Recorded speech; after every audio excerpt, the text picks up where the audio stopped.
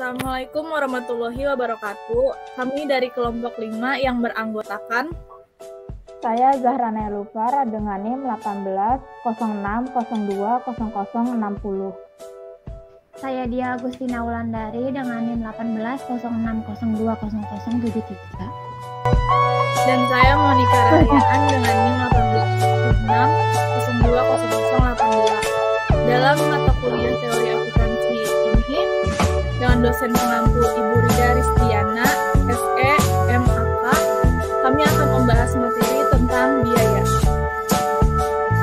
Untuk pembahasannya, yang pertama kami akan membahas tentang biaya, yang kedua membahas tentang pengakuan biaya, yang ketiga akan membahas tentang proses dan konsep money, yang keempat akan dibahas basis asosiasi, dan yang kelima itu ada penandingan dan kos-kos biaya sediaan, yang keenam ada fasilitas fisik tanah, sumber alam, dan aset tak berwujud, yang ketujuh ada penyajian biaya, dan yang terakhir kesimpulan. Langsung saja untuk pembahasan yang pertama, di sini ada definisi biaya. Menurut FKSB tahun 1980, mendefinisikan biaya sebagai berikut, yaitu biaya adalah aliran keluar atau outflow atau pemakaian aktiva atau timbulnya hutang atau kombinasi keduanya selama satu periode yang berasal dari penjualan atau produksi barang atau penyerahan jasa atau pelaksanaan kegiatan lain yang merupakan kegiatan utama suatu entitas. Menurut IAI tahun 1994 mendefinisikan biaya sebagai berikut, yaitu biaya adalah penurunan manfaat ekonomi selama satu periode akuntansi dalam bentuk arus keluar atau berkurangnya aktiva atau terjadinya kewajiban yang mengakibatkan penurunan ekuitas yang tidak menyangkut pembagian kepada penanam modal. Dari pengertian di atas dapat dilihat bahwa biaya pada akhirnya merupakan aliran keluar aktiva meskipun kadang-kadang harus melalui hutang terlebih dahulu. Lalu yang kedua ada karakteristik biaya. Karakteristik utamanya di sini dibagi dua. Yang pertama ada penurunan aset, yaitu untuk dapat mengatakan bahwa biaya timbul harus terjadi transaksi atau kejadian yang menurunkan aset atau timbulnya aliran keluar aset atau sumber ekonomi. Aset dalam hal ini harus diartikan bahwa semua aset perusahaan sebagai suatu kesatuan. Yang kedua, bagian operasi permanen terus agar menjadi biaya konsumsi tersebut harus berkaitan dengan kegiatan utama atau sentral kesatuan usaha. Yang dimaksud dengan kegiatan utama ini adalah kegiatan penciptaan pendapatan atau laba yang direpresentasikan dalam kegiatan memproduksi atau mengirim barang atau menyerahkan atau melaksanakan jasa. Lalu ada karakteristik pendukung. Di sini ada dua karakteristik. Yang pertama, kenaikan kewajiban. Bila barang dan jasa telah dimanfaatkan oleh perusahaan, tetapi perusahaan tersebut tidak mengakuinya sebagai aset sebelumnya, atau perusahaan belum mengaku kewajiban atas penggunaan barang dan jasa yang dikuasai pihak lain, perusahaan mempunyai keharusan untuk membayar atau melakukan pengorbanan sumber ekonomi di masa datang, sehingga kewajiban timbul. Yang kedua ada karakteristik penurunan ekuitas. Secara eksplisit, penurunan aset akhirnya akan mengubah ekuitas atau menurunnya ekuitas. Penurunan ekuitas lebih menegaskan pengertian biaya, karena tidak setiap penurunan aset mengakibatkan penurunan ekuitas. Lalu ada pengakuan biaya. Pertama ini mengenai landasan pikiran. Pengakuan menyangkut masalah kriteria pengakuan, yaitu apa yang harus dipenuhi agar penurunan nilai aset yang memenuhi definisi biaya atau rugi dapat diakui. Dan masalah saat pengakuan, yaitu peristiwa atau kejadian apa yang menandai bahwa kriteria pengakuan telah dipenuhi. Lalu biaya dan rugi tidak mengalami masalah pembentukan dan realisasi. Oleh karena itu, kriteria pengakuan tidak dibedakan dengan kaidah pengakuan, sehingga masalah pengakuan biaya atau rugi adalah kapan penurunan nilai aset dapat dikatakan telah terjadi atau kapan biaya rugi telah timbul sehingga jumlah rupiah biaya rugi dapat diakui. Lalu ada kriteria pengakuan biaya. Di sini dibagi menjadi dua. Yang pertama ada konsumsi manfaat atau consumption of benefit. Biaya atau rugi diakui bila mana manfaat ekonomi yang dikuasai entitas telah dimanfaatkan atau dikonsumsi. Lalu yang kedua lenyapnya atau berkurangnya manfaat masa datang atau loss or lack of future benefit. Biaya atau rugi diakui bila mana aset yang telah diambil sebelumnya diperkirakan telah berkurang manfaat ekonominya atau tidak lagi mempunyai manfaat ekonomi. Lalu ada kaidah pengakuan APB dibagi menjadi 3. Yang pertama, mengasosiasi sebab akibat. Beberapa kos diakui sebagai biaya atas dasar asosiasi langsung dengan pendapatan tertentu. Poin kedua ada alokasi sistematik dan rasional. Digunakan bila mana tidak ada cara langsung untuk mengasosiasi sebab akibat. Lalu poin yang ketiga, pengakuan segera. Beberapa kos diasosiasi dengan periode berjalan sebagai biaya karena yang pertama, kos yang terjadi dalam periode berjalan tidak memberi manfaat masyarakat maupun negara. Yang kedua, kos yang terjadi dalam periode sebelumnya tidak lagi mempunyai manfaat ekonomi yang cukup nyata. Yang ketiga, mengalokasikan kos baik atas dasar asosiasi dengan pendapatan atau dasar atas periode akuntansi dipandang tidak mempunyai manfaat yang berarti. Yang ketiga itu proses dan konsep penandingan. Proses atau konsep penandingan adalah dasar pemikiran untuk menghubungkan pendapatan dan biaya sehingga laba yang dihasilkan lebih bermakna. Proses penandingan menjadi suatu kebutuhan dalam akuntansi karena alasan. Yang pertama itu pengakuan pendapatan tidak langsung dikaitkan dengan pengakuan biaya karena teknik pembukuan tidak memungkinkan hal tersebut. Dengan kata lain, proses penandingan tidak dilakukan pada saat transaksi pendapatan terjadi, tetapi pada umumnya dilakukan pada akhir tahun. Yang kedua itu transaksi terjadinya pendapatan pada umumnya tidak berkaitan langsung dengan transaksi terjadinya biaya. Sebagai contoh, pemrolehan dan pembayaran barang dan jasa untuk menghasilkan produk tidak selalu bersamaan atau tidak terjadi dalam periode yang sama dengan penjualan dan pengumpulan kas. Selanjutnya, konsep penandingan. Yang pertama itu kelayakan ekonomi. Penandingan yang tepat harus didasarkan pada kelayakan ekonomis dan bukan fisik.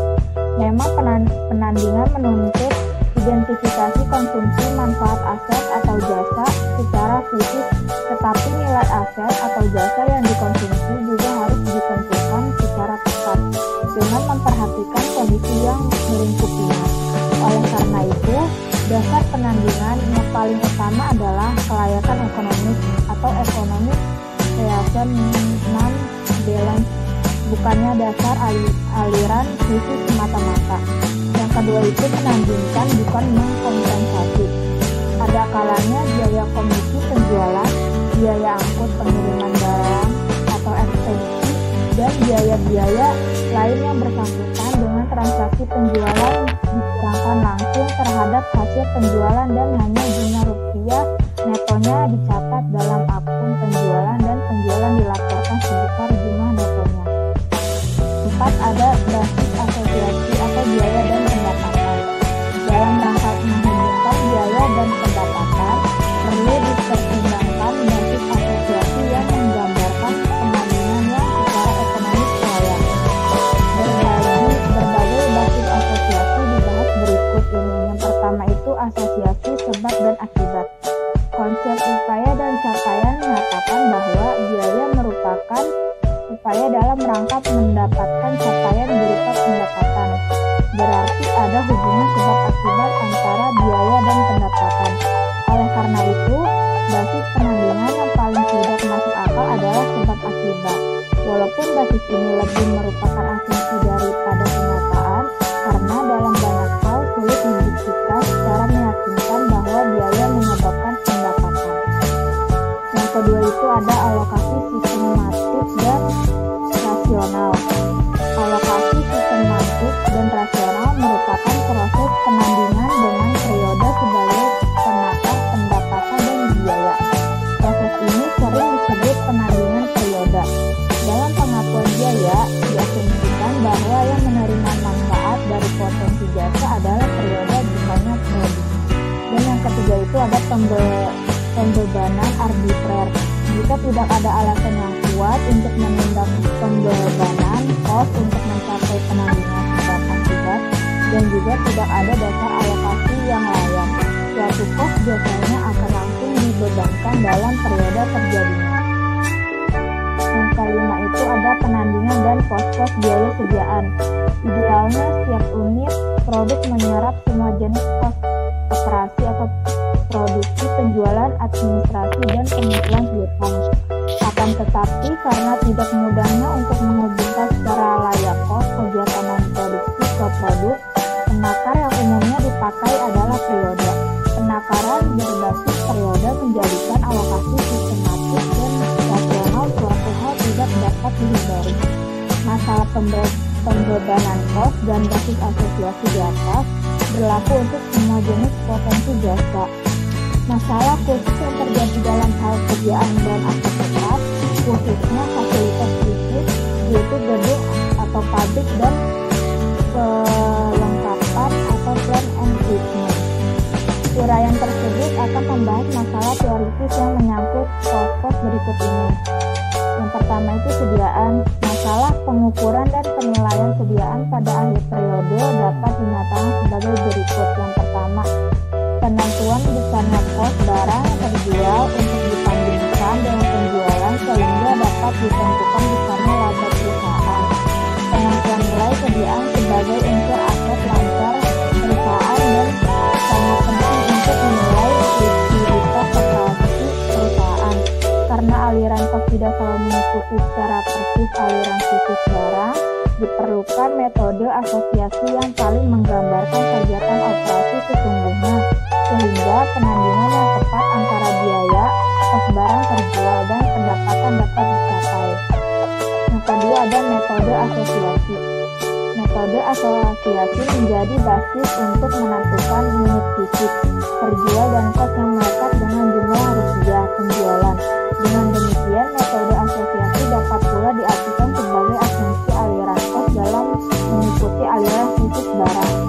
Berikut ini terdapat berbagai metode asosiasi yang berkaitan dengan beberapa pertimbangan, yaitu yang pertama itu identifikasi khusus, yang kedua itu masuk pertama, keluar pertama, dan yang ketiga itu rata-rata berbobot, yang keempat itu sedia normal, yang kelima itu masuk terakhir, keluar pertama, dan yang keenam itu implikasi metode asosiasi terhadap laba.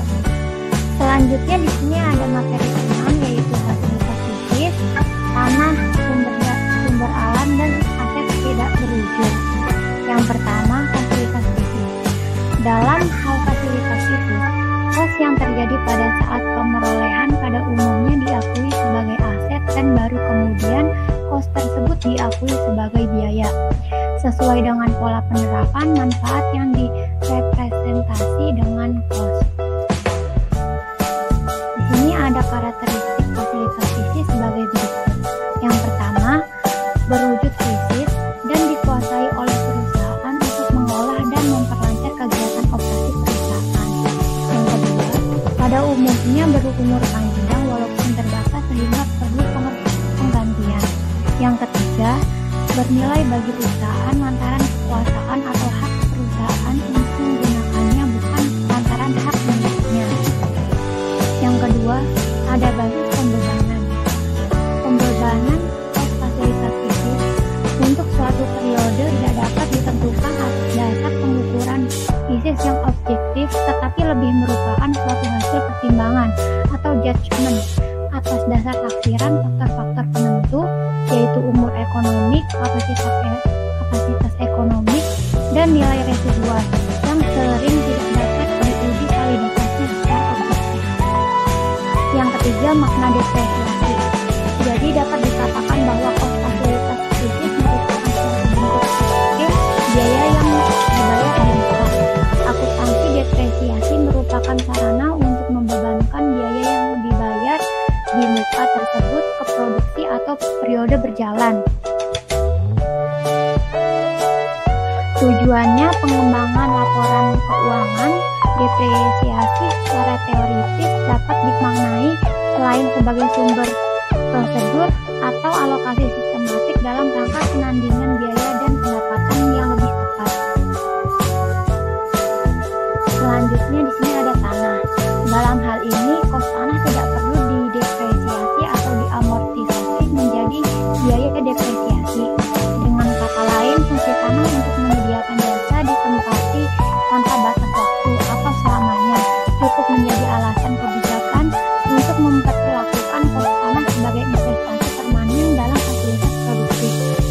tanah bukan hak milik permanen. Dalam keadaan seperti ini, akuntansi yang sehat menghendaki pemisahan kos tanah menjadi bagian yang dimasukkan sebagai kos tanah, itu kalau ada, dan bagian yang menunjukkan kos elemen tanah yang dapat habis jasanya atau potensi jasa tanah untuk ditanami, kemudian ditentukan alokasi kos semantik yang tepat untuk bagian kedua tersebut. Jadi dengan akuntansi seperti di atas, pengeluaran-pengeluaran untuk mengembalikan kesuburan tanah akan menjadi bagian kos tanah yang akhirnya dapat didepresiasi. Selanjutnya ada sumber alam. Kos sumber alam tersebut tidak termasuk sisa nilai tanah harus diserap secara sistematik ke produksi atas dasar pengambilan atau dikonsumsi. Kos yang diserap ini disebut depresi, seperti juga depresiasi.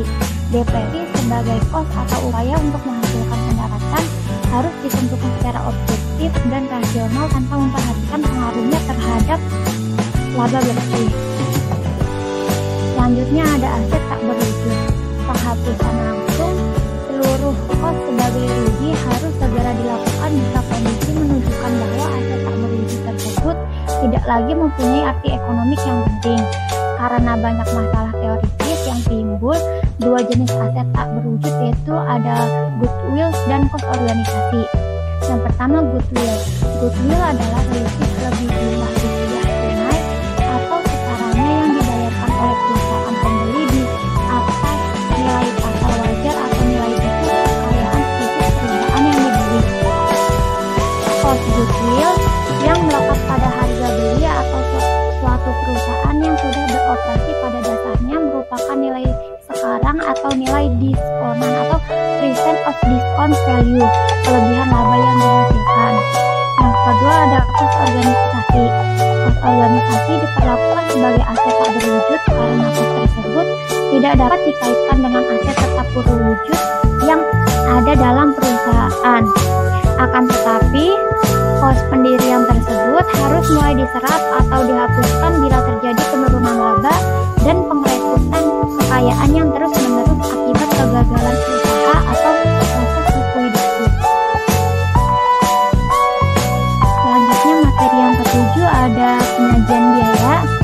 Penyajian biaya tidak dapat dilepaskan dari penyajian pendapatan dan sarana unsur itu adalah statement laba rugi. Penyajian elemen didasarkan pada pendapatan, untung, biaya, dan rugi bergantung pada konsep tentang apa saja yang membentuk laba. Next, di sini ada kesimpulan. Jadi kesimpulan materi biaya di atas yaitu biaya mempunyai dua karakteristik utama, yaitu aliran atau penurunan aset atau kenaikan kewajiban dan berkaitan dengan operasi utama yang terus-menerus. Biaya diakui bila mana manfaat ekonomi telah dikonsumsi dalam rangka penyerahan barang atau jasa untuk mendatangkan pendapatan, atau bila mana manfaat ekonomi masa datang telah lenyap. Bisa biaya diukur dengan kos yang sebelumnya melekat pada aset. Biaya dapat dipandang sebagai bagian kos yang telah terhabiskan dalam rangka menciptakan pendapatan. Bagian kos yang terhabiskan dapat dihubungkan dengan pendapatan atas dasar hubungan sebab akibat, alokasi sistematik dan rasional, atau pengakuan surya. Basis asosiasi atas dasar sebab akibat atau penandingan langsung atas dasar produk merupakan basis yang paling ideal. Akan tetapi, alasan kepraktisan dan ketidaktersediaan beberapa faktor kos atau administratif dan pemasaran menjadikan akuntansi beralih ke penandingan tak langsung atau penandingan periode. Dengan kata lain, takaran penandingan bukan lagi produk melainkan periode. Mungkin itu saja materi yang dapat saya sampaikan dari kelas 5. Terima kasih teman-teman yang sudah menyimak. Semoga materi yang kami sampaikan dapat dipahami dan bermanfaat bagi kita semua. Sekian, kurang lebihnya mohon maaf. Wassalamualaikum warahmatullahi wabarakatuh.